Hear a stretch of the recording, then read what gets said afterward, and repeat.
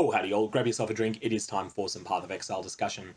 One of the most important tools in a crafter's toolkit in Path of Exile is information, and the website craftofexile.com has put together some of the least documented information in Path of Exile's crafting, which is how Metamods interact with various crafting mechanics, all into one page that is a really fantastic cheat sheet.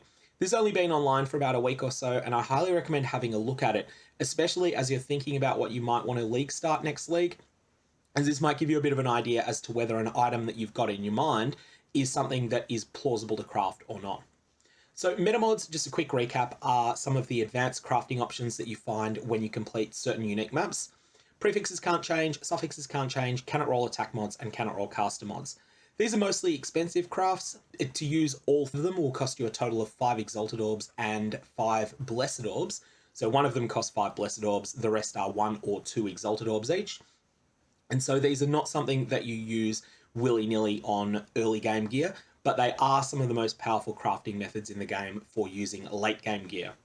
So what this site has is a list of exactly how each of these crafts interacts with every different type of craft that's commonly used in the game, from the core currency orbs, such as Scouring Orbs, Exalted Orbs, the special currency orbs, like Conqueror Exalts, and also things like Fossils, Essences, Orb of Dominance, Awakener's Orb, Ashling Veil, Harvest Augments, Harvest Remove Non-Physical, Add Physical, and similar mods, Resistance Swaps, Reforge Keeping Prefixes, Reforge More Likely to get a Cold mod, all those sorts of things.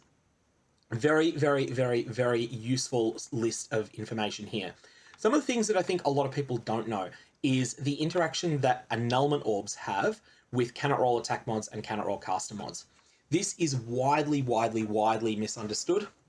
So if you have cannot roll attack mods on an item and you apply an Annulment Orb to it, the Annulment Orb cannot randomly choose an attack mod on that item. It will choose something else, potentially choosing cannot roll attack mods, but it can choose any of the other mods on the item instead.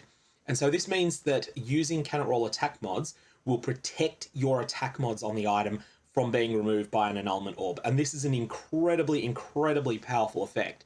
So if you get something like a wand that has tier 1 physical damage to it with attacks and also has tier 7 fire damage to spells, then you can craft cannot roll attack mods on it and hit it with Annulment Orbs, and you'll be able to hit, well, you can hit cannot roll attack mods, but you can also hit that fire damage to spells mod that you don't want on the item, but you can't remove that really precious tier 1 physical damage to attacks mod. So that's something that you should give some thought to. Now, it is very important to say that Craft of Exile do have a little disclaimer at the top that's important, and that is that these interactions are often changed in the game without mentioning the patch notes, and as such, there might be a time delay between the time when the change is made to when the community realizes the change has occurred to the website updating it. So for that reason, it's not guaranteed to be right, but everything on it is currently right. One other thing that people often get wrong is the interaction of beast crafts with the cannot roll attack mods as well. So definitely check all of these things, as it's a really useful information source, and I highly recommend it if you're planning any serious crafting yourself. That's all I got. May your Val Orbs have interesting results.